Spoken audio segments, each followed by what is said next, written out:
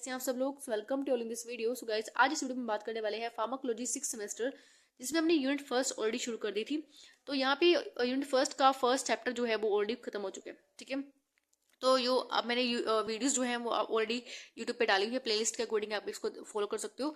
ठीक है, तो यहाँ पे आज हम देखने वाले हैं यूनिट फर्स्ट का ही सेकंड पार्ट, जिसमें आपको गैस्ट्रो इंटेस्टाइनल ट्रैक्ट के रिगार्डिंग जितनी भी डिसऑर्डर डिसीज होती हैं उसकी जो ड्रग्स आपको वो पढ़नी है। ठीक है, तो सबसे पहले आपको दिया है एंटी अल्सर एजेंट, दूसरा आपको दिया है drugs for constipation and diarrhoea. ठीक है, उसके बाद हेपेटाइटिस जो आपका हमें इसमें स्टिमुलेंट पढ़ना है, सप्रेसेंट पढ़ना है। ठीक है, डाइजेशन कॉम्बिनेटिव्स है, इमेटिक्स और एंटीमेटिक्स है। तो ये आपको 5 कुल मिला के आपको यहाँ पे दिए हुए गैस्ट्रोइंटेस्टाइनल ट्रैक्ट के रिगार्डिंग। ठीक है, तो आज हम देखने वाले हैं ए पार्ट। तो यहाँ पे आज हम इसको पूरा कंप्लीट करने वाले हैं एंटी अल्सर एजेंट्स। तो देखो, वैसे तो आपने अल्सर और एंटी अल्सर तो आपने वैसे ऑलरेडी सुना भी होगा। ठीक है, आपको पता होगा अल्सर क्या होते हैं, स्टमक के अंदर अल्सर होते हैं, पेप्टिक अल्सर होते हैं, गैस्ट्रिक अल्सर होते हैं। ठीक है, और ड्यूडेनल अल्सर आपने सुना होगा। तो अगर थोड़े थोड़े जो इसमें डिफरेंस है वो भी आज हम यहाँ पे क्लियर करने वाले हैं। ठीक है, लेकिन अल्सर के बारे में ठीक है, अल्सर आप जानते हो क्या होता है।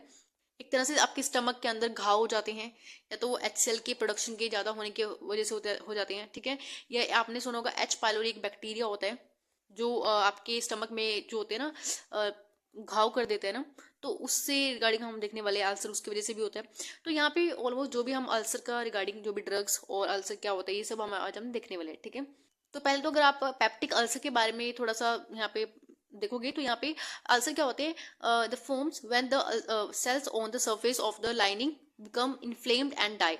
जो आपकी स्टमक है, देखो ये आपका स्टमक है, बस आपको पता होगा। ठीक है, स्टमक है, तो स्टमक की ये जो लाइनिंग होती है, ये लाइनिंग होती है थोड़ी सी ऐसी नहीं होती है, इस तरह से होती है। ठीक है, अगर ये यहाँ की जो सेल है, ठीक है, वो एक तरह से डाई हो जाए, ठीक है, यहाँ पे कोई घाव हो जाता है, तो यहाँ पे ऑब्वियस बात है HCl जब यहाँ पे लगेगा जाके।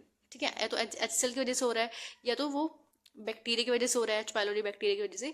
ठीक है, तो एक तरह से आपके घाव हो जाते हैं आपकी स्टमक के अंदर। तो यहाँ पे peptic ulcer are the sores that develop in the lining of the stomach. ये देखो, यहाँ पे आपकी जो ये लाइनिंग है, यहाँ पे भी हो सकते हैं। ये आपका एसोफेगस है, ऊपर से एसोफेगस आता है ना, तो यहाँ पे ये जो आपको लिखा हुआ है लोअर एसोफेगस, देखो एक तो आपके गले के पास होता है। ठीक है, जैसे गले से होता हुआ नीचे स्टमक के पास, जैसे आपका ये वाला हिस्सा जो है आपका लोअर इसोफेगस है। ठीक है, ये आपका लोअर इसोफेगस है।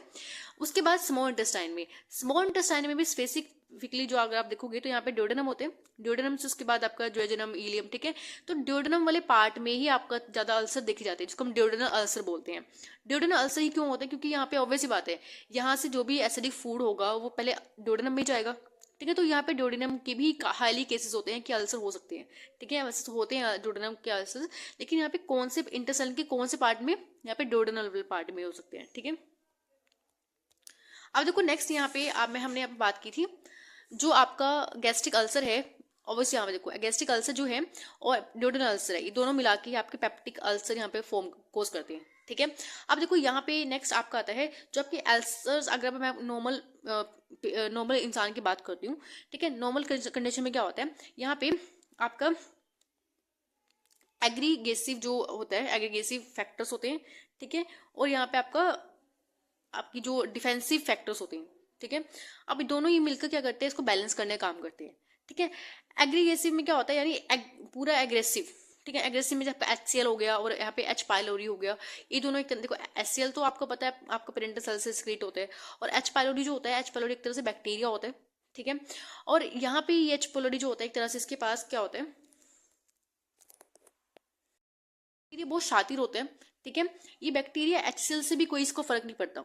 ठीक है, अगर HCl इसके ऊपर गिरा दो तो उसके ऊपर कोई फर्क ही नहीं पड़ेगा। इसका क्या होता है, मतलब ये भी हम आगे की बात करने वाले हैं। तो यहाँ पे नेक्स्ट अगर बात करते हैं डिफेंसिव फैक्टर्स की, डिफेंसिव फैक्टर्स कौन कौन से होते हैं स्टमक के, जो आपका प्रोस्टाग्लैंडिन है वो भी एक तरह से डिफेंस करता है, क्योंकि ये आपका स्टमक के अंदर HCl के कंटेंट को बढ़ाता है। ठीक है, जब सॉरी यहाँ पे जो HCl के कंटेंट को नहीं, म्यूकस को बढ़ाता है, जो प्रोस्टाग्लैंडिन है। म्यूकस जब बढ़ेगा तो ऑब्वियस सी बात है HCl जितना मर्जी सेक्रेट हो जाए तो म्यूकस उसको प्रोटेक्ट कर लेगा आपके स्टमक को। ठीक है, तो यहाँ पे आपका म्यूकस जो होता है, और दूसरा होता है बाइकार्बोनेट्स। म्यूकस तो करेगा ही, बाइकार्बोनेट्स भी आपके हेल्प करते हैं बैलेंस करने में। ठीक है, तो यहाँ से ये आपके सारे डिफेंसिव फैक्टर्स होते हैं, यहाँ पे एग्रीगेटिव फैक्टर्स होते हैं। ठीक है, अगर मैं बात करती हूँ, अगर ये दोनों बैलेंस रहे, अगर हम इसको बैलेंस करके रखते हैं तो यहाँ पे आपका मतलब ऐसी कोई एसिडिटी की या अल्सर्स की कोई ऐसी प्रॉब्लम नहीं आएगी। लेकिन जब ये इम्बैलेंस हो जाते हैं ना, तो यहाँ पे सारी प्रॉब्लम्स आ जाती हैं, पेप्टिक अल्सर्स की, गैस्ट्रिक अल्सर हो सकता है। ठीक है, तो अगर ये इम्बैलेंस होंगे तो ठीक है, नॉर्मल केस में ये बैलेंस ही रहेगी। अगर ये इम्बैलेंस हो गई तो यहाँ पे आपका पेप्टिक अल्सर कोस हो सकता है। अब यहाँ पे नेक्स्ट देखो, थोड़ा सा प्रोसीजर की हम बात करते हैं। जब आप फूड खाते हो, फॉर एग्जाम्पल आपने एप्पल खाया, ठीक है, तो यहाँ पे आपका जो सिंपैथेटिक नर्वस सिस्टम है वो आपका एक्टिवेट होगा। ठीक है, जब आपका पैरासिम्पैथेटिक नर्वस जो आपका सिस्टम है वो जब एक्टिवेट होगा तब एसिटाइलकोलिन रिलीज होगा। एसिटाइलकोलिन जो है ये आपका क्या कर देगा, फर्दर जो आपका इंटेरिक नर्वस सिस्टम है उसको एक्टिवेट करेगा। ठीक है, अब ये एक्टिवेट जब होता है तो यहाँ पे गैस्ट्रीन और जो आपका ACH है वो सक्रिएट होगा।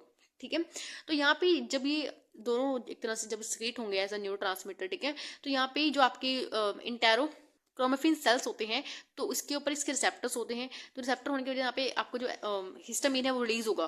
ठीक है, देखो हिस्टामिन अगर H1 रिसेप्टर्स के साथ बाइंड करेगा तो वहाँ पे एलर्जी कोज करता है, लेकिन यहाँ पे H2 रिसेप्टर के साथ बाइंड करता है।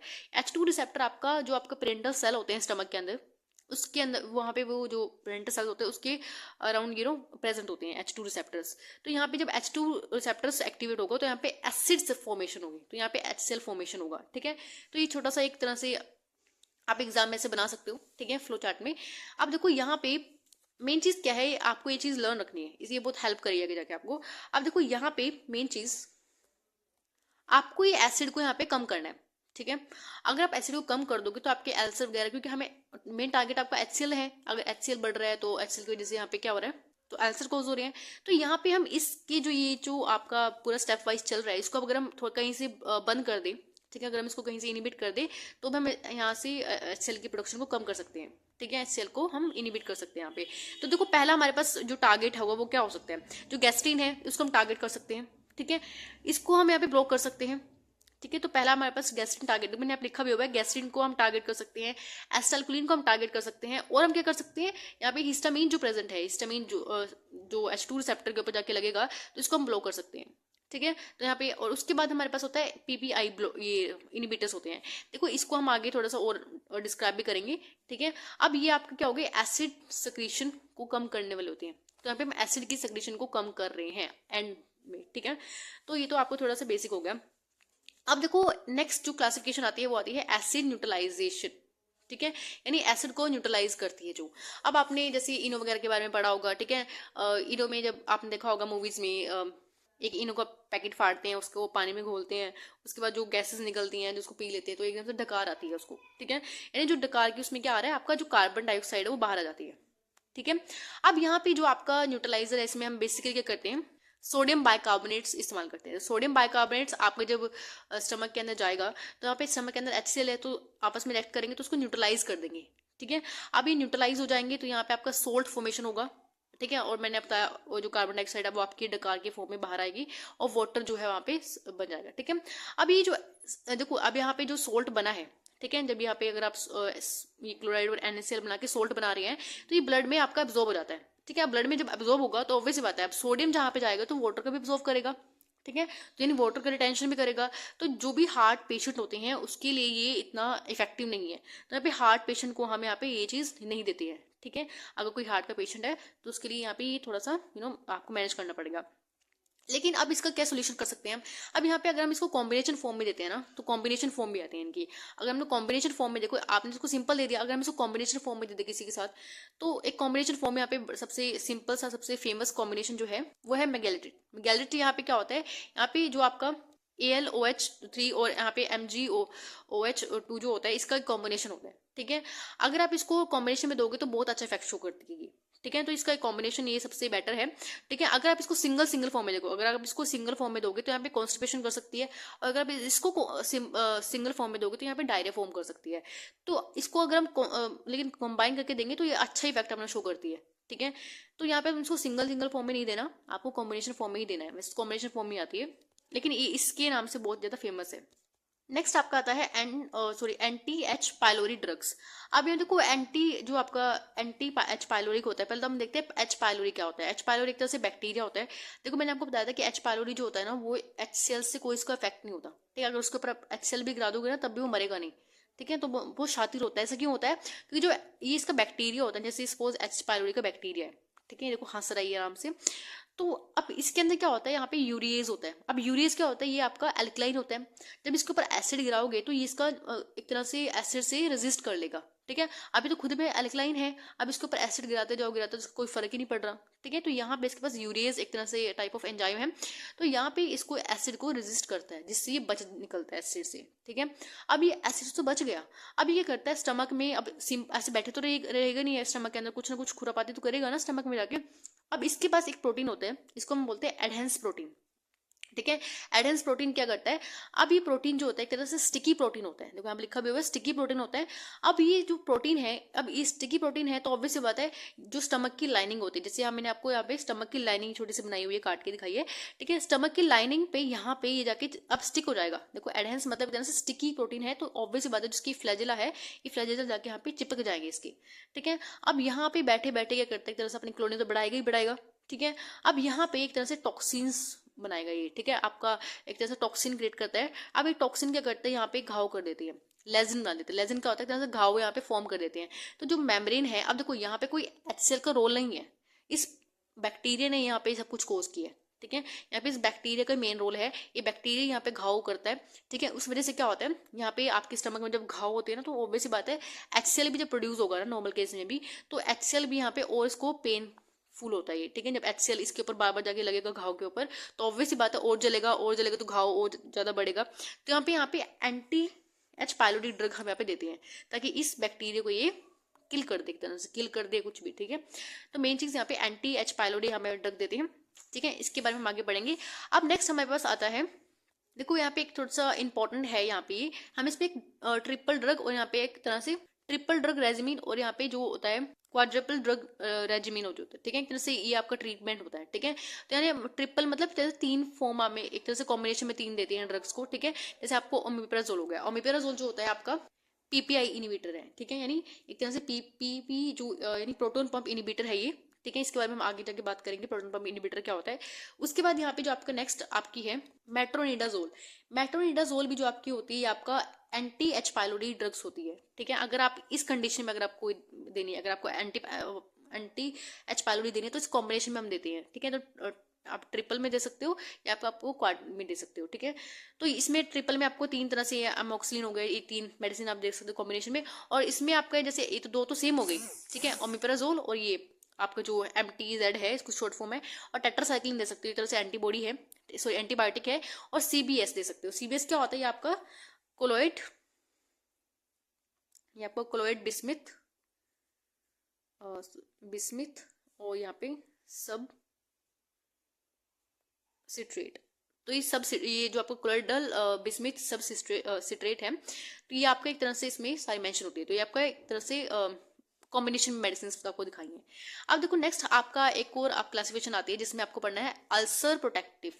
अल्सर प्रोटेक्टिव जो होते हैं, देखो इनका सिंपल मेन फंक्शन क्या होता है, अल्सर से प्रोटेक्ट कर रहे हैं। कैसे कर रहे हैं, जैसे अब आपकी ये लेयर है, ठीक है। अब जो आपका CBS होता है ना, इसमें भी CBS आता है, जैसे CBS ये वाला था ना, इसमें भी CBS आता है। कोलोइडल बिस्मथ जो आपका ये वाला है, ये क्या करता है, सिंपली ये बाइकार्बोनेट को और म्यूकस को यहाँ पे क्या करता है, इंक्रीज करता है, ठीक है, बढ़ाता है। अब ये म्यूकस जब इतना बढ़ेगा तो ऑब्वियस सी बात है म्यूकस की लाइनिंग ज्यादा थिक हो जाएगी, यहाँ पे स्टमक की जो लाइनिंग है थिक हो जाएगी, ठीक है, म्यूकस की वजह से।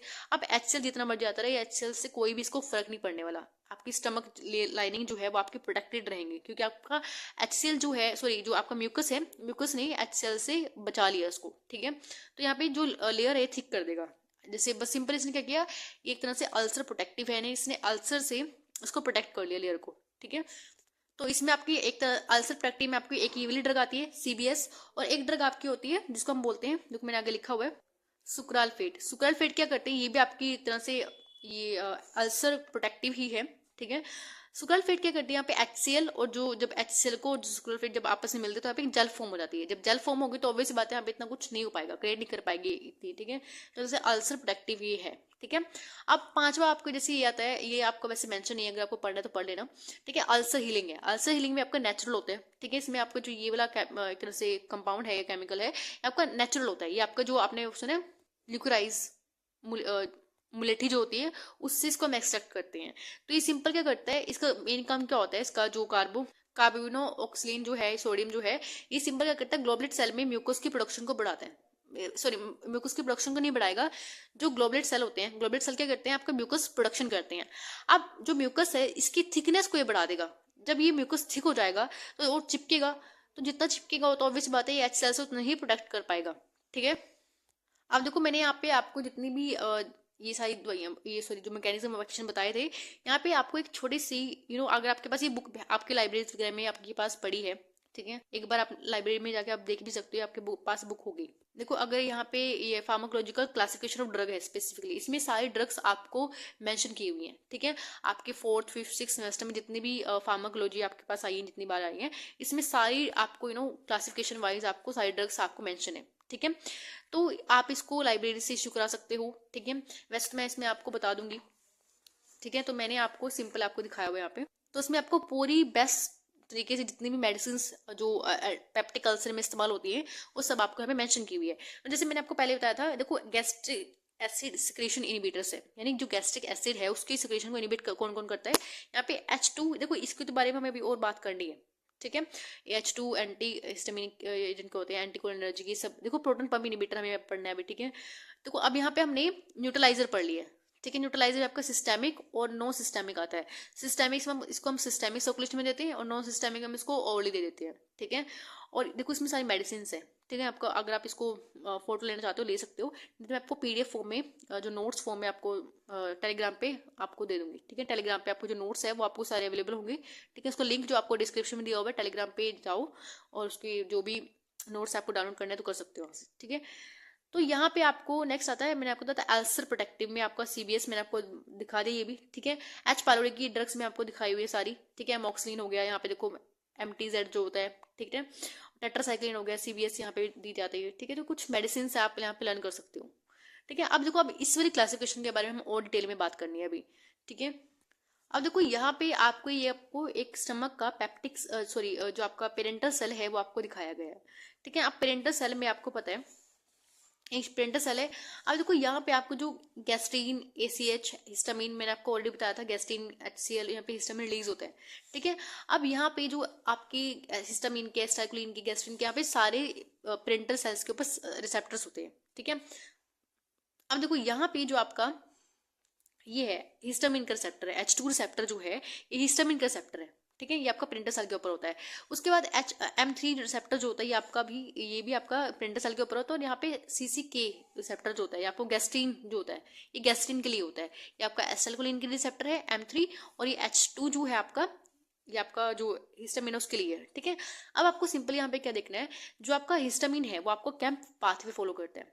ठीक है, और यहाँ पे जो IP डैंक पाथवे है ये आपका M3 रिसेप्टर करते हैं। और जो यहाँ पे आपका जो CCK है ये भी आपका जो आपका IP3 डैंक पाथवे ये फॉलो करता है। देखो यहाँ पे जो सा मर्जी पाथवे फॉलो कर रहे हैं, चाहे ये कैम्प कर रहा है IP3, ये भी IP3 डैंक पाथवे फॉलो कर रहे हैं। बस बेसिकली सिंपल क्या है, यहाँ पे जो कैल्शियम है इसके लेवल को इंक्रीज कर रहे हैं।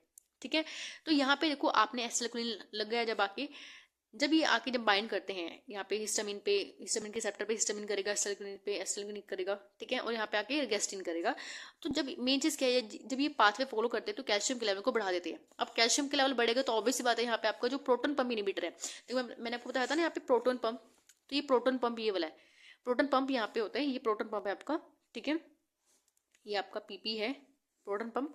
तो इस प्रोटोन पंप में क्या होता है बेसिकली, देखो प्रोटोन क्या होता है, ये हाइड्रोजन का प्रोटोन पंप बोल रहे हैं यहाँ पे, इसको हम प्रोटोन भी बोलते हैं ना, तो प्रोटोन पंप है एक तरह से। तो प्रोटोन को बाहर फेंकता है, यानी हाइड्रोजन को बाहर फेंकता है, और जो आपका पोटेशियम है इसको अंदर लेके जाता है। तो एक तरह से ये चलता रहता है इनका। ठीक है, आपस में।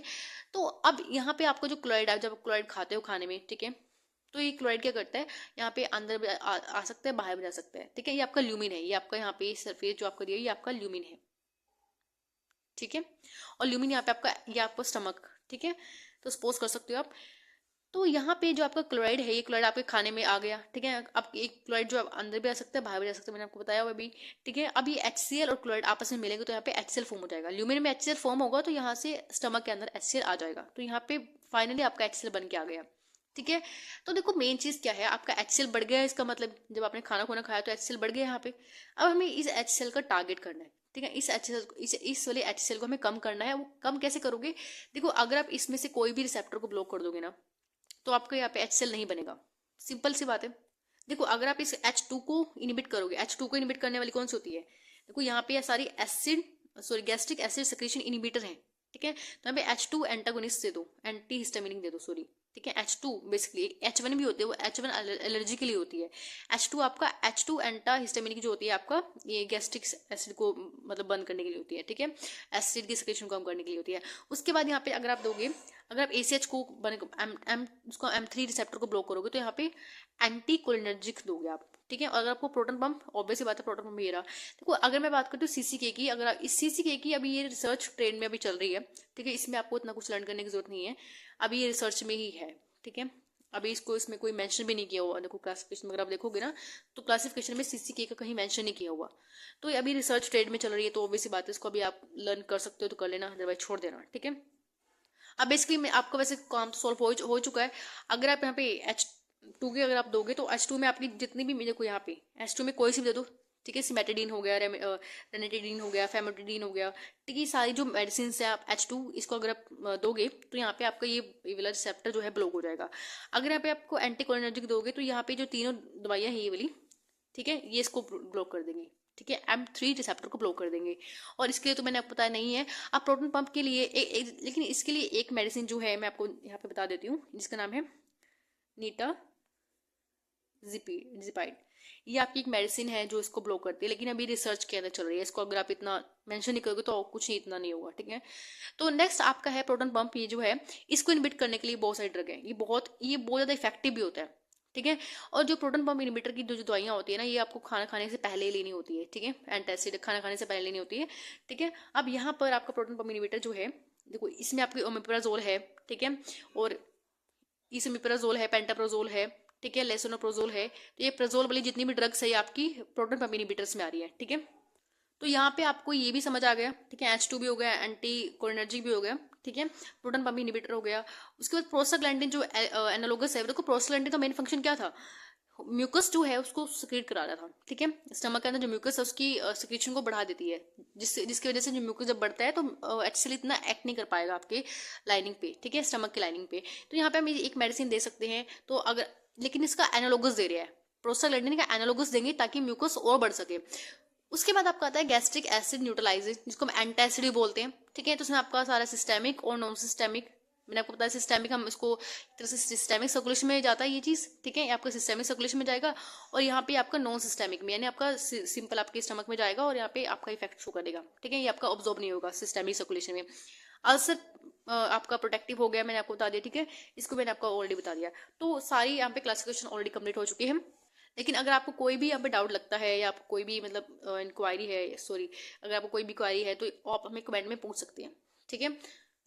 एंड अभी थोड़ा टाइम लगेगा इस सीरीज को पूरा होने में, ठीक है। And thank you for watching this video, have a nice day.